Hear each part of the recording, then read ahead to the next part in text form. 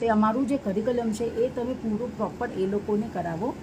Focus ખાલી એટલું જ હોવું જોઈએ કે જે વીક છે એમને પૂરું આવડે એટલું આપણે સિરિયસનેસથી ન લે, પણ જે સ્માર્ટ છે એ લોકો માટે તમે સ્ટ્રિક્ટ રહો, બધું આવડવું જોઈએ એન્ડ એ લોકો પોતાની સ્પીડ પર આગળ વધવા જોઈએ. સો આ 2 ટાઈપના સ્ટુડન્ટ તમારે એક સાથે ભણાવવાના છે. So it should not be a difficult task. તમે એક ચીજ ભણાવી શકો છો, પણ એ જ ટોપિકને 2 લેવલમાં કેવી રીતે કરાવવાનું, દેટ ઇઝ ધ ક્રિએટિવિટી જે એક ટીચરને ક્લાસમાં દેખાડવી જોઈએ, કારણ કે બંને લેવલના સ્ટુડન્ટ્સ બેલેન્સ થાય અને પછી 1-2 મહિનામાં બંને લેવલના સ્ટુડન્ટ્સ એક સાથે આગળ જાય.